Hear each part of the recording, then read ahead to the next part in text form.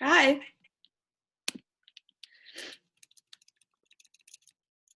Hi, Delaney. Hi, how are you? I'm good, thanks. Good. Okay. Okay, so for the beginning, I just want to tell a little bit about yourself. So, when you graduated, what your major was, what sports you played, all that good stuff. Okay. So I graduated in 1972 from Linfield. Got my master's there in 75, back when they were offering masters. I got a degree in health and PE, and then participating in sports. I played field hockey.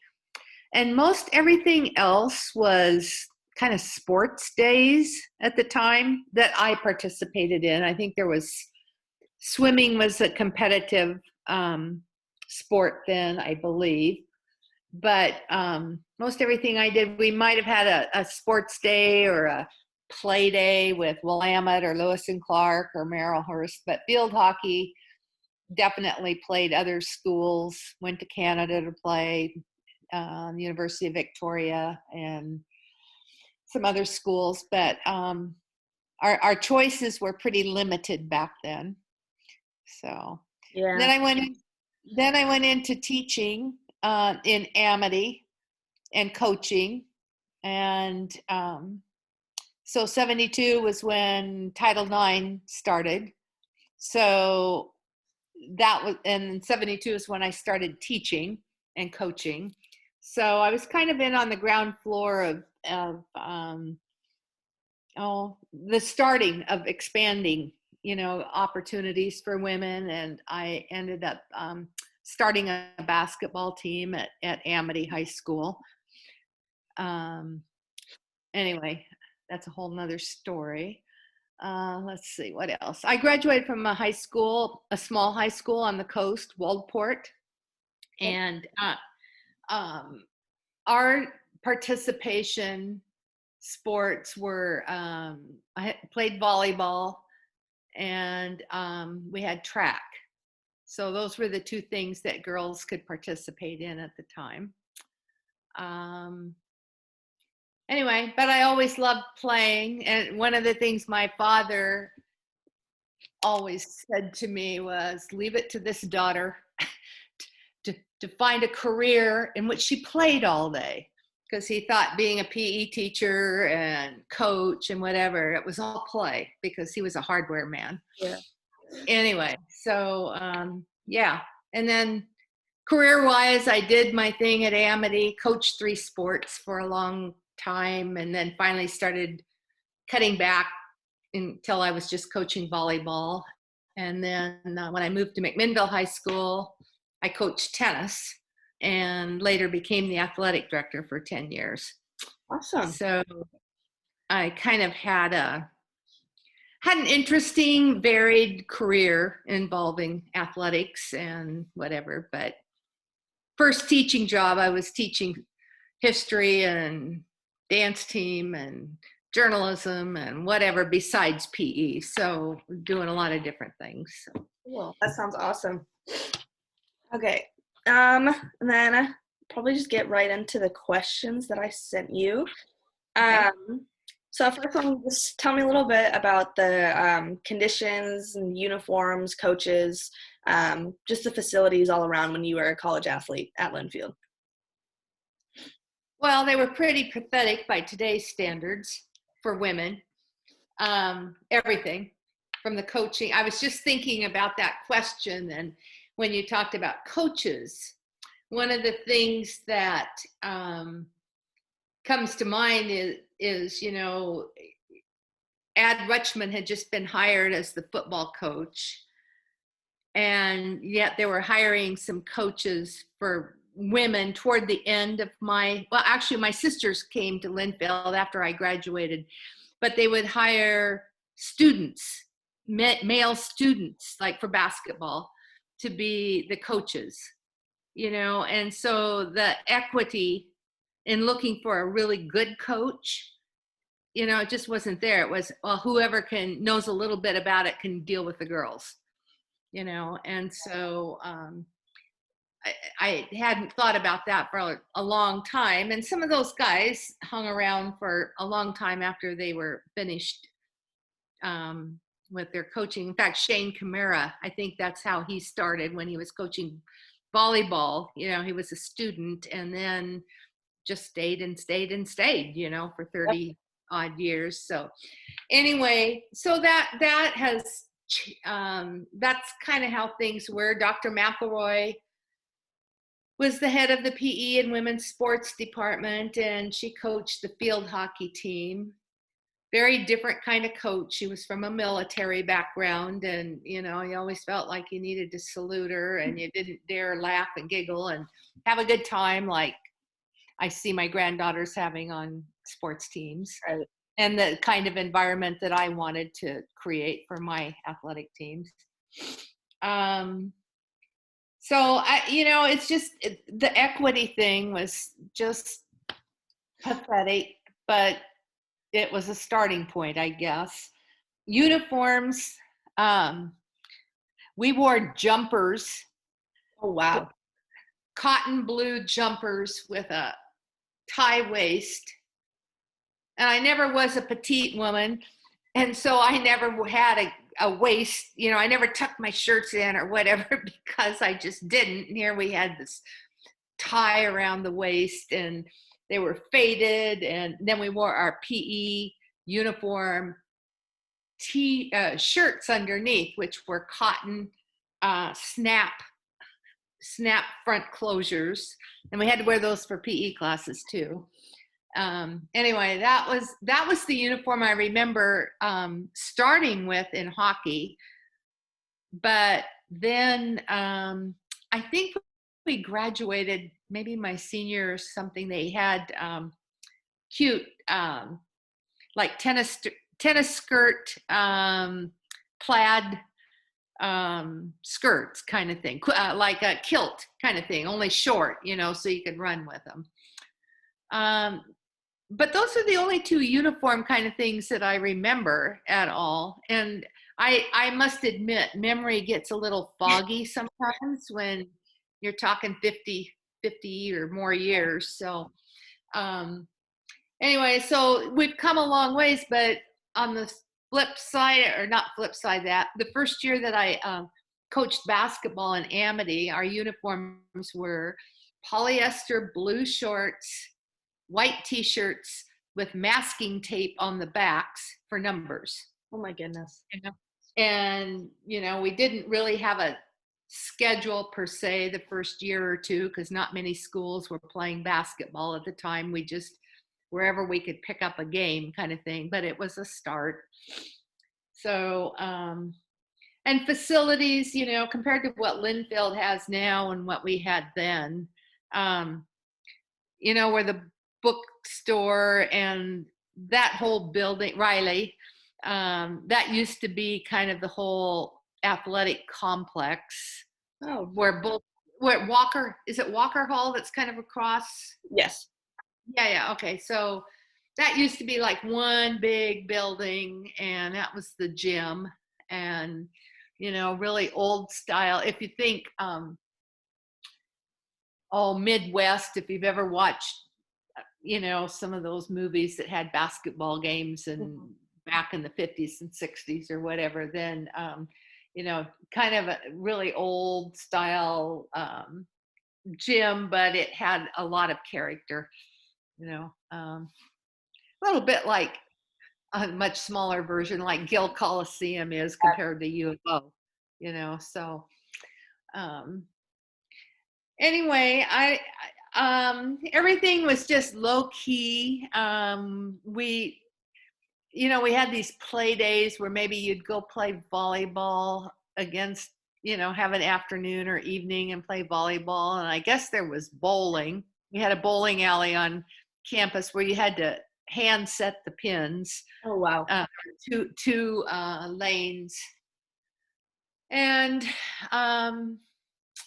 let's see what else. Oh, well, here's a tennis example. I didn't know how to play tennis because in Walport we didn't have a court. Well, we did, but blackberry bushes were growing in it. So I was hitting, I guess, what would be against the backside of the gym, Walker Hall now. And there was parking. Well, I was hitting, and some tennis courts over there. So I was hitting the ball against the wall because somebody had painted a white strip along there as a hitting wall kind of thing. And the other gal in the PE department was walking along and says, "Say, we need to have somebody play tennis for us today because we have a play day with, I don't know, some other school." And I was hitting against the wall. I didn't know how to play. Never played a match in my life. And anyway, so she grabbed me off the street, and, so to speak. And so I played in that. And then I had a friend tell me that they did that to her in bowling too. They asked if she was a good bowler, and she said, "Well, I bowl once in a while." "Well, we need you." So it was just so informal, it just, as I recall. Yeah. Anyway, there were only, I don't know, I think my year, maybe there were like 4 to 6 female PE majors at the time. And I know a couple of them never went into coaching. I'm probably the one that ended up having the career in athletics, not just PE, but in athletics. One of them went on and taught PE and coached tennis at Tigard High School for a long time. But the other one went into special ed kind of stuff. So anyway, so it was just a lot different than it is now. Does that help you? Are you? I see you're recording this. You're going, okay, I'd be in the olden days, I'd be furiously writing, but yeah, it's a nice feature, but yeah, that's a perfect answer. And then the next one's kind of just, what skills did you learn from participating in athletics? Well, I think there are all kinds of skills that any of us could take away from an athletic experience. But I think about, for me, working as a team, feeling part of a group or being part of a group, goal setting to a degree. Although I think that became more part of who I was after I started teaching and coaching on my own. The work ethic and meeting expectations of other people. But that said, well, and let me say commitment and loyalty. I think those are all things that I came away from sport participation with. But I also got a lot of that from my family. My dad and mom owned hardware stores, and there was always the expectation that their 4 children would do certain things and, be part of that. And the work ethic, I think, came from them, and it just transferred on to other things, but it made it easier to be part of a team and that kind of thing if you come with that. One of the things, and I don't mean to keep bringing my dad into this, but when he was hiring, he said he always looked for people that had participated in sports. And that was an important part. He said he could take anybody and train them to do what he needed them to do in his hardware store. But there were certain things that an athlete would come to the table with that weren't always things that you could train somebody with. You could talk to them about or whatever, but a lot of it was intrinsic stuff that I think comes as part of participating. Yeah. Anyway. So I don't know. I mean, organization was part of it, but again, it was so low key compared to what I see now, So yeah. Awesome. Does that answer that question? Yes, it does. And then I know you already talked about the conditions and uniforms and stuff like that was different, but do you have any other kind of, I guess, thoughts on how you think athletics has changed over the decades, just past all of the uniforms and stuff? Or Oh yeah, yeah, yeah. I think uh, now, this is part of the things that I think we still need to work on in the future. There's more. Well, first of all, there's more opportunity, for younger girls, for all children. It's not, well, boys do this and girls do that kind of thing. There's just more opportunity. I have 4 granddaughters, and they all live here in town, and they're all participating in different things. And a couple of them are excelling in what they're doing, and the others are participating in what they're doing. But it's just been, so different, because as a child, I didn't have those opportunities. I didn't play a sport or anything until you got into high school. We didn't have them in middle school. We had PE class, but that was it. Anyway, so I see that opportunities are one of the biggest things. Publicity. I always read the front page of the Oregonian and the Statesman Journal, because I'm still old school and like papers. I mean, I read things online too, but where and how much coverage there is of women's sports, and so often there's just not much. It's just not, to me, equitable, and I think that's, but there's still some, and I haven't read the Linfield paper for a long time, but didn't used to cover those things way back when I was, whenever the Lin News, I guess it was called, and even in the yearbooks, it just didn't address it much. Anyway, so those are things though that have changed.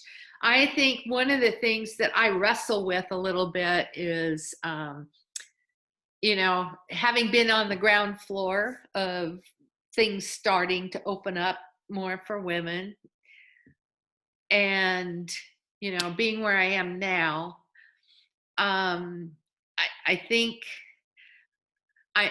my gosh, we have come such a long ways.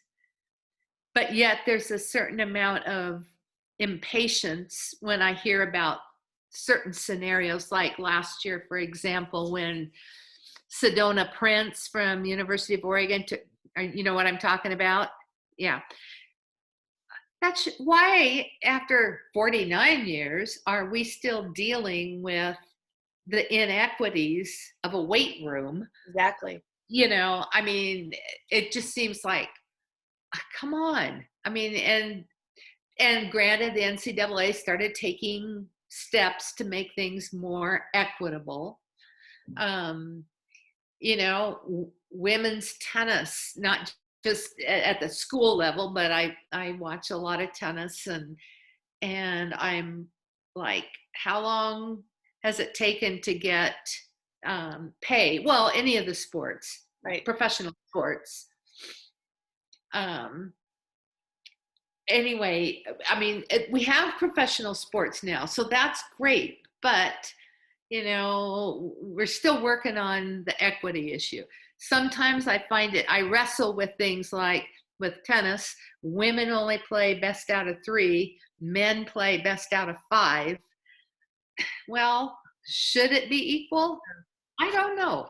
I mean, there's a part of me that says they're not doing quite the same thing here, Right. And so there's somehow they got to make things equitable. That doesn't always mean equal, so another thought occurred to me when I wrote some notes last year in CWE. Anyway, well, and I think, okay, so here, thinking about Brittany Griner being stuck over in Russia, and how many professional women's basketball players go to Russia to play to make enough money to live on. Of course, it does seem like people could live on, some amounts that they get with endorsements and stuff. But that said, why can't we have those same opportunities available? But then it gets back to who's coming to the women's games. How many are they filling up an arena? No. So how do you generate the income to pay them at the same? It's just kind of it's an evolving thing. Yeah. And so I guess I go back to, we have come a long way, but we can't stop. We need to keep pushing. And I do think that the generation of women behind me, I think maybe my generation is a little, not complacent, that's not the word, but not satisfied, but we're more willing to wait things out and say, oh my gosh, look how far we've come, Right. as opposed to pushing the buttons all the time, and I'm thinking, and I still am one of those people that believes that you get more accomplished by trying to not cooperate, but trying to be nice about things as opposed to being nasty. Right. It's just like, and now you're way too young to remember this, but a number of years ago, there was a move to cut the football program at Linfield. Not cut it out, but just cut back the number of players, cut back some of their, and I'm not a fan of football is king, but I also understand that that's what provides the revenue for other sports to have that create some of the women's opportunities, Mm-hmm. So it's such a double-edged sword, but by being a nasty woman, you don't necessarily achieve what you need to achieve because you've become a nasty woman and alienated all the male football players that give money to Linfield to help make them.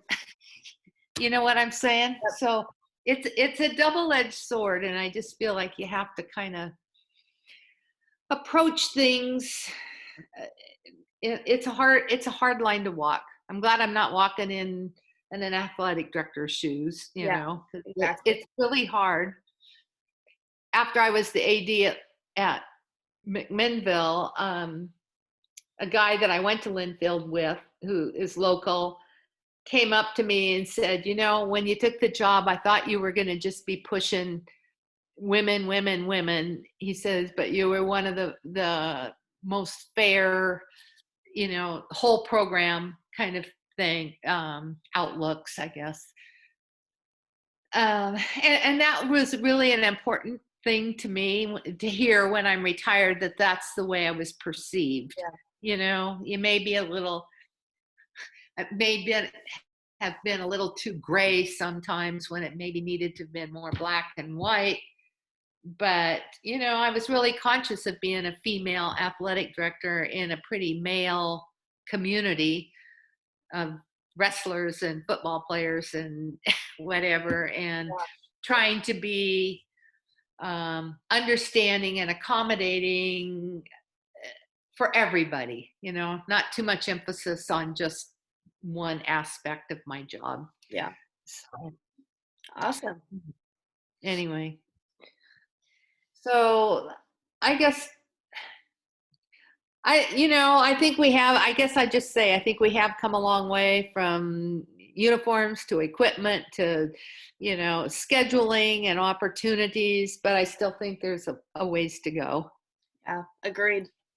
So, yeah, I think that most of what you've said answers the last question, but if you want to touch on anything else about changes you want to see in the future, then you can finish off with that, unless you've said everything you wanted to say. Oh, I think I've said most everything. I will have to say, I mean, I don't know whether I am a certain breed or whatever, but I was also president of the Oregon Athletic Directors Association and worked with a lot of wonderful men, who were open to change and opportunity for women. Many of them had daughters, so they were looking out of things with different perspectives now. But um, it kind of frustrates me sometimes when people, I have a friend, she's just always angry at men. I mean, she's just PO'd. I just had breakfast with her this morning, and it's like every Friday, gear up because she's going to say something. And yeah, there are a lot of men that do a lot of crapola things, but there are a lot of really good ones out there too. Yep. And again, I just feel like if we're going to keep moving ahead, then we need to figure out how to all work together. And I think that one other thing, and it kind of dovetails into something else I've been working on. There's such a dearth of officials now for any sport. When I left the high school 20 years ago, we were running into it in a couple of sports. Soccer was one, and maybe softball. But now it's penetrated down into everything because all the old guard, all those old guys that did this, they're either too old or they just got tired of it, or they're tired of parents. Right. One of my former students, who's also on the school board in McMinnville now, put out this thing for the baseball association about parents that they're going to kick them out of any JBO game if they're harassing the youthful officials. Well, I don't know that there's been an approach to women too, not just for volleyball or whatever, but for all sports, to get more women involved. And I think that at Linfield, we used to have a class we had to take, and it was an officiating class. Oh. And we had to learn in the PE major. Right. And so we had to learn, how to officiate different things. And I couldn't do it now, and my eyesight's not good enough. Like I keep thinking, oh, well, you could sign up to do volleyball. But the ball's traveling so hard and fast now that it wasn't back in the day, that's not fair either, But I just think more reaching out to people, women, for some of these kinds of things. But that needs to be an across the sexes thing, with all sports. But somehow we got to figure out the avenues to get people more involved on that score, and for coaching too, especially youth sports. A grandpa is coaching one of my granddaughter's soccer teams. And he still plays. He's 73 or something like that, and he still plays. But it's like, but he was like the only one available for this group. His granddaughter plays on it, and my granddaughter, so we kind of chuckle about all that. But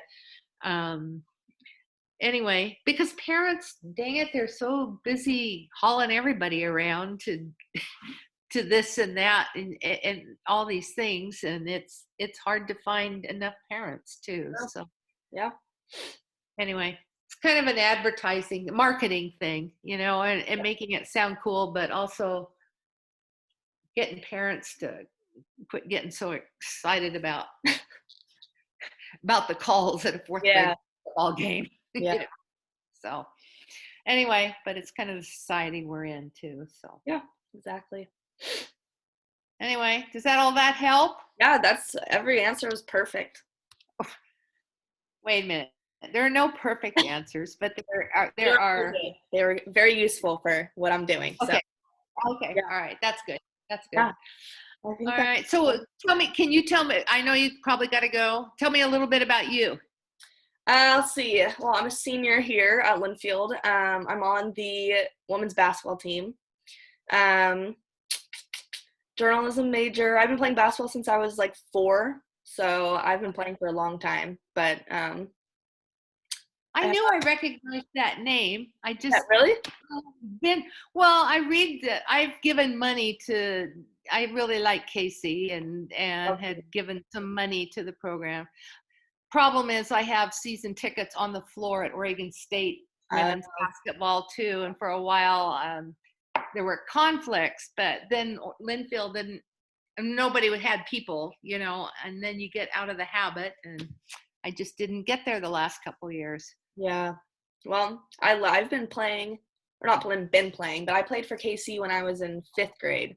So Oh, I okay. already knew her coming into Linfield, but I originally went to University of Oregon for my freshman year. Okay. And I wasn't playing basketball, but I decided, since I've played so long and I played through high school and I just missed playing, so Casey wanted me to come here after high school. And so when I decided I wanted to play again, I kind of just emailed her and I was like, do you still, want me to come over here? And she was like, yeah, we'd love to have you. So started playing here my sophomore year, and here we are. And then I'm going to come back next year for 5th year. Oh, great. I have 3 years of eligibility, so I have a lot, but Linfield's Yeah. expensive, so we're only using one, but it'll be good to come back and play at least one more year. Now I have a reason to come. I mean, after being out, no fans or anything, I and then know. you kind of lose contact with people. And I noticed that at Oregon State, even though I did go down for their games, but especially with the transfer portal, it's hard to develop. What do I want to say? A connection with Right.